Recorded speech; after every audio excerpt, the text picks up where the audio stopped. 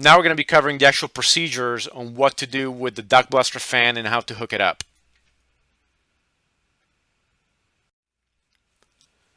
So the test protocol you need to use are determined by the situation that you're in. And there's also different test criteria and thresholds based on the scope of work you're conducting, and they're outlined in Table RA3.1-2 of the residential appendices.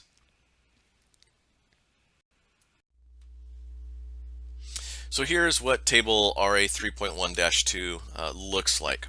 This is half of it, the other half will be on the next slide.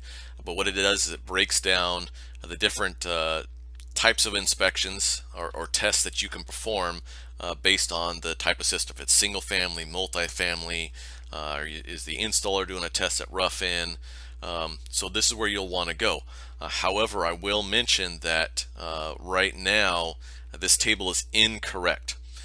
So if we go back to the actual standards, which is where all of this information comes from, the standards will state that the leakage on these first two, where it says 6%, the leakage is actually now 5%.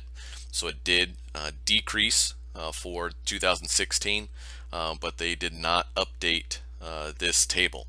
So if you are doing a seal and tested new duct system in a single family home or townhome, and the installer is testing at final and the HERS rater is testing at final, it will be 5%, not 6%. Same thing if the installer tests at rough and the air handling unit is installed, it will need to be 5%, not 6%. The next one for the installer testing at rough-in with the air handler not installed, that does remain at 4%.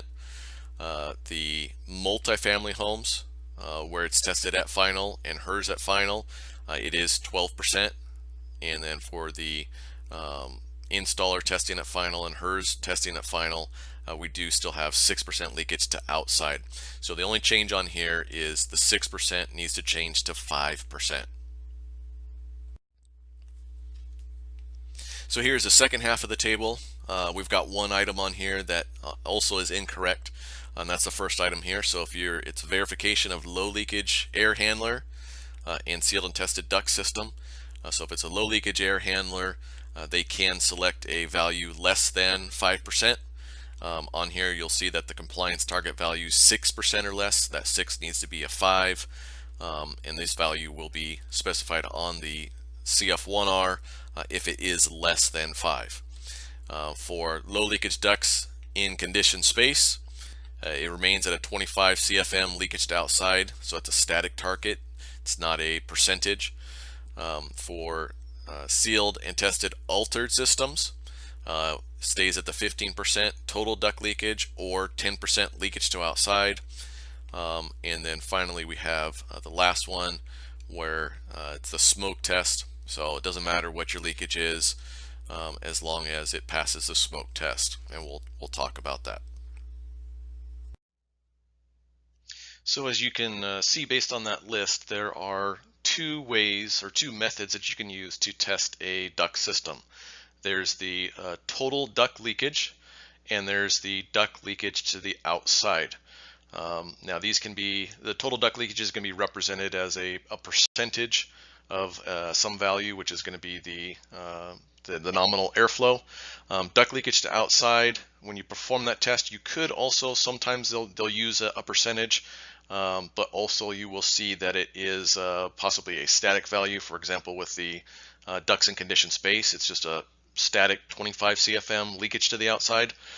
So be sure to keep that straight, whether you're using a static target or a percentage. So let's go through. Let's start with total duct leakage. That is going to be the primary method that you will be using for your duct leakage verifications. And then we'll also get into duct leakage to outside, and then we'll follow that with alterations. Alterations going to use the same methods, just different targets, with the exception of the smoke test, but we'll cover those all next. So let's get into total duct leakage.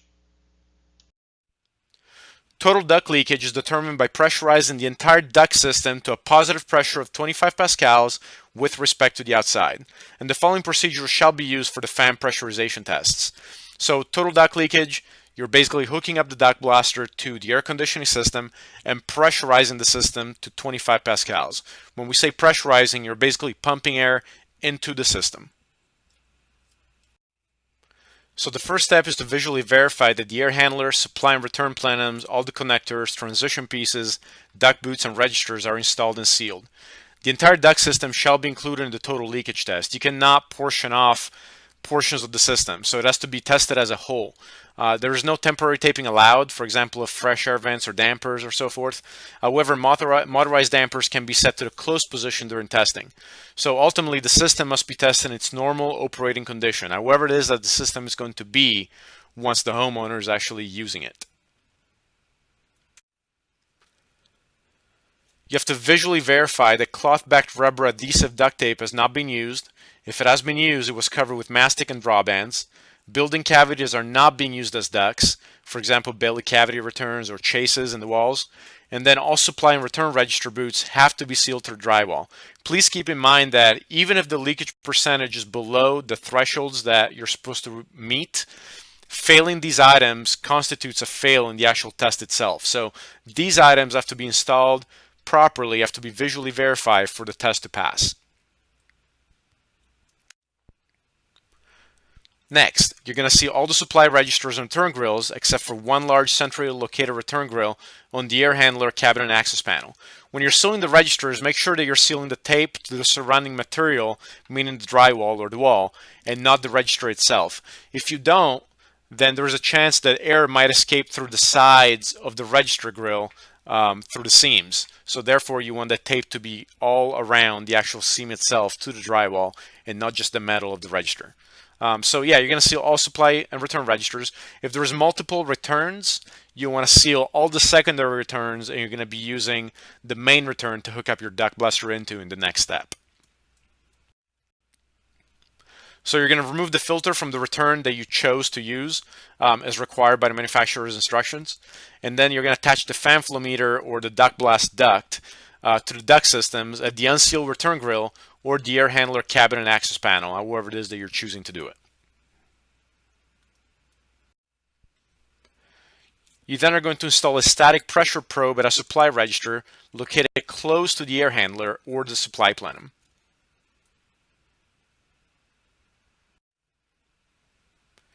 You will go to your duct blaster and you will set the appropriate ring on the duct blaster based on the manufacturer's specifications. Ring size will affect the airflow being pushed through the system.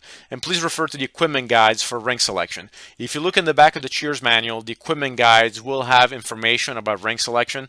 And again, once you actually do it hands-on in the field test, you'll get additional practice and experience with that. Again, here in this PowerPoint, we're just letting you know what you're supposed to do as far as the steps so that you'll be able to recognize what to do during the actual field training. Then you're going to set up your manometer, and again you'll be setting up your manometer hands-on during field training. And you're going to pressurize the ducts to 25 pascals with respect to the outside or with respect to the building space where the entry door opens to the outside.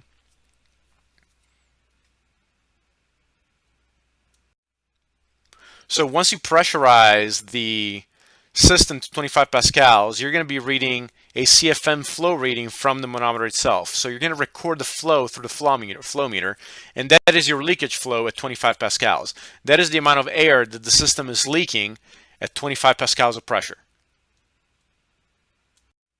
Now keep in mind, pressure is always measured in pascals, flow is always measured as CFMs. So once you take the measure of flow reading, you're going to divide it by the nominal or system airflow determined previously. You're going to convert that to a percentage.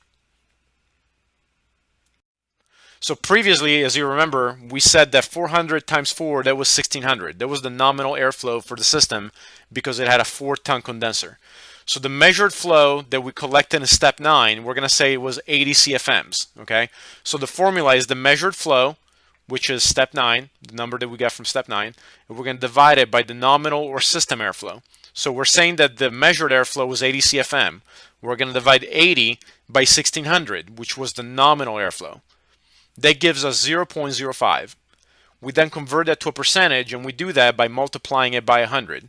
So 0.05 times 100 equals 5%. 5% is the leakage of your system.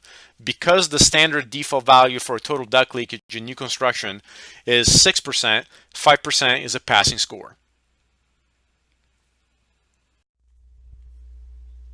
If the leakage flow percentage is equal to or less than the compliance criterion from Table RA3.1-2, then the system passes. And again, you can find Table RA3.1-2 back on slides 42 and 43.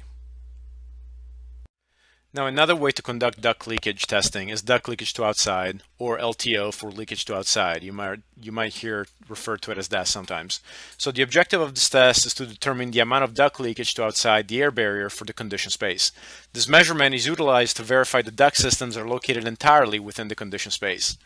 The duct leakage to outside shall be determined by pressurizing the ducts and the conditioned space of the house to 25 pascals with respect to the outside, and the following procedure shall be used for the fan pressurization test of leakage to outside. So for this particular test, you'll need a blower door and a duct blaster, because you'll be pressurizing the ducts to 25 pascals, plus you'll be pressurizing the house to 25 pascals as well with the blower door. So first of all, you're going to set up the duct blaster as previously described, same exact way. You're going to attach a blower door to an external doorway. Now, we're going to be going into detail later in regards to the blower door and the setup, so don't worry about it. But just note that for the duct leakage to outside, you'll be setting up the blower door in the same way that you set it up later. If any ducts are located in an unconditioned basement, all doors or accesses between the conditioned space and the basement shall be closed, and at least one operable door or window, if it exists, between the basement and the outside shall be open during the test.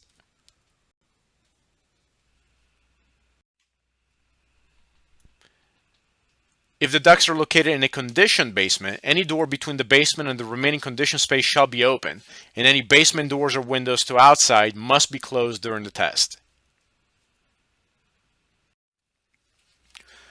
So you're going to adjust the blower door fan to provide positive 25 pascal pressure in the conditioned space with respect to outside. Now keep in mind, for the purpose of this test, you will be pressurizing the house, not depressurizing. When we're going to talk about the blower door testing down the line, blower door testing is done by depressurizing the house. For the duct leakage to outside with the blower door, you have to pressurize the house, meaning that air has to be pumped into the house. So you're going to be pressurizing the house with the blower door fan manometer to 25 pascals with respect to the outside. Then you're going to adjust the fan flow meter, which is basically the duct blaster, to maintain a zero pressure difference, plus or minus 0.5 pascals, between the ducts and the conditioned space. So you will adjust the duct blast manometer until the pascal reading says 0. So you're going to crank it up until the pressure is equalized and the pressure reading on the duct blaster manometer says 0. You will then record the flow through the fan flow meter, and this is going to be the duct leakage flow to outside at 25 pascals. So on your manometer, you're going to have the 0 pascal pressure on one side, and then you're going to have a leakage flow in CFM on the other. That is what you want to record. Now, if that leakage flow is less than or equal to the applicable compliance criteria in Table RA3.1-2, then the system passes. Now, generally, this test is going to be used for when they take the credit for ducts in conditioned space, and that's going to have a static target of 25 CFM. So it's not going to be a calculation to a percentage. It's going to be if it is less than 25 CFM leakage to outside, then it's a pass.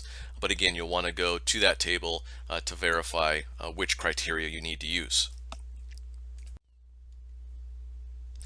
Now, if the compliance does require you to convert it to a percentage for the pass-fail criteria, you can still divide the leakage from the fan flow meter by the nominal or system airflow that we determined earlier and convert it to a percentage as previously described.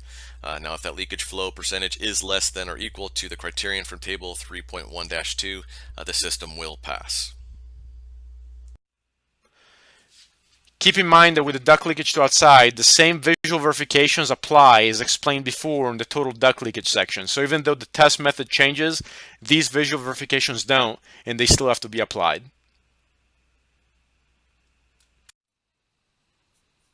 For HVAC changeouts, the standards make a distinction between two types of HVAC changeout situations. You have entirely new or complete replacement space conditioning systems, or you have altered space conditioning systems, and the standards do vary from one to the other. For the first scenario, entirely new or complete replacement space conditioning system, what does that mean? This is the definition of what that actually means. So it must have all heating and cooling equipment new.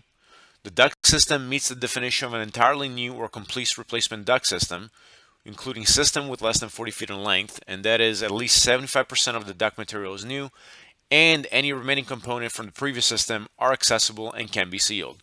If those items are all true, then this system is considered an entirely new or complete replacement space conditioning system. Now keep in mind that even though the system could be new, doesn't mean the house has to. This could be a scenario where you have an old home that has a 100% of the system ripped out of the old system and then replaced with a new one, or a house that never had a system and a system was added. So those scenarios will still fall under this category. So it must meet the mandatory and prescriptive requirements for new HVAC systems as previously described. So back in the Title 24 overview, we kind of went through those different ones. So potential for, depending on the type of alteration that's done, it could be duct leakage testing, fan watt draw, airflow, return duct design, and air filter design. Prescriptive side, refrigerant charge. So there is the potential for several HERS inspections to be required, along with the mandatory measures for equipment efficiencies, duct R values. All those items do come into play on these systems. Now for an altered space conditioning system, any of the following items here will be considered an altered system, and it shall be tested as previously described. So if an air handler, an outdoor condensing unit of a split system air conditioner, or a heat pump is installed or replaced. Number 2, a cooling or heating coil is installed or replaced. And last, if more than 40 feet of new or replacement ducts are installed in unconditioned space, any of these will be considered an altered space conditioning system and will need to be tested and meet the mandatory and prescriptive requirements. Now, as far as the required HERS inspections, there are exceptions. So duct sealing is not required when any of the following conditions apply. So the system is not ducted. Obviously, there is no ducts to test, so there wouldn't be a duct test. There are less than 40 feet of ducts total, keep in mind, in unconditioned space, including the plenums and the FAU. The duct systems is sealed or insulated with asbestos, and there's obviously proof to show that. Or the system was previously tested and certified by a HERS rater, and it can be documented through a CF3R or a 4R. This exception does not apply if more than 40 feet of ducts were added or replaced since the original verification. So if any of these conditions apply, duct sealing is not a requirement. And please keep in mind, this is only applicable to altered space conditioning systems.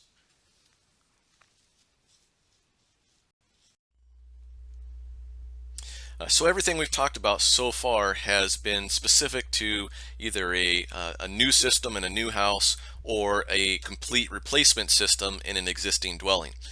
So those are only one type of system. We also have altered space conditioning systems where you're making some change to an existing system, but you're not replacing the entire system. So there'll be portions of it left existing, and we'll talk about those definitions more when we do get into the additions and alterations section. So duct sealing requirements are tested in the same manner as new systems with the following differences, and these differences are specific to the pass-fail criteria. So when you test a system, you're going to do a total leakage test. You're not going to start with a leakage to outside. You're going to start with the standard test. When you get your results to that, if you are less than 15%, then you are in a passing state. You can go ahead, write down your numbers, and move on. Again, a new system is going to be less than 5%, so because there's existing parts of the system left, we do have a higher threshold there of less than 15%. If that doesn't pass, you have two options. You can either perform a leakage to outside test, and if that is less than 10%, then you can identify that as a pass, or you can go straight to what we call the I did the best I could test. And what that requires is while that duct test equipment is still attached to the system, we know we're more than 15%. We need to get out a theatrical fogger, and this is just a little machine that produces a non-toxic smoke, and you'll blow that smoke into the end of the duct fan. So that's going to blow that smoke into the duct system while it's under pressure, 25 pascals, and the contractor's going to have to go to every accessible leak that they can see that smoke's coming out of it and they can access it. They need to go and seal that. And then as the HERS rater, your job is going to be to verify that all accessible leaks as identified by smoke have been sealed. Once you've done this, regardless of what the leakage amount is, the system will pass. So there is no fail for an altered space conditioning system on a duct test. You must do option number 1 first, but after option number 1, you can go to either 2 or 3. Now, one of the caveats to this is when you use the option number 3, which is the smoke test, you cannot include that home in a sample group.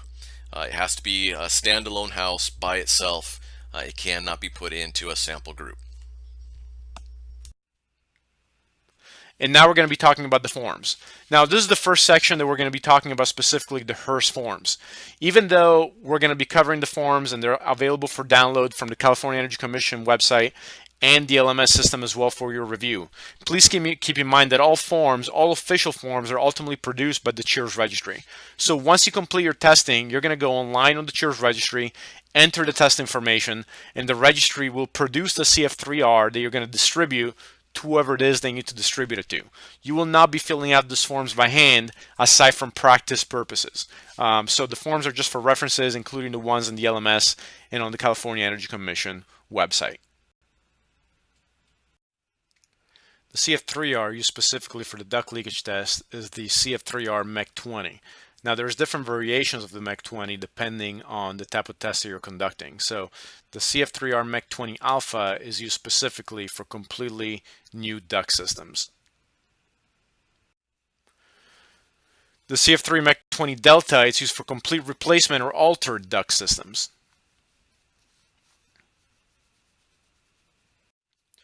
And then you have the CF3R MEC 20 Echo, which is used for sealing accessible leaks using smoke tests for altered systems. So the scenario where you're blowing smoke into the system and sealing accessible leaks, this is the form used specifically for that testing scenario. And if you have any questions, as usual, feel free to contact us via messaging or email or give us a call.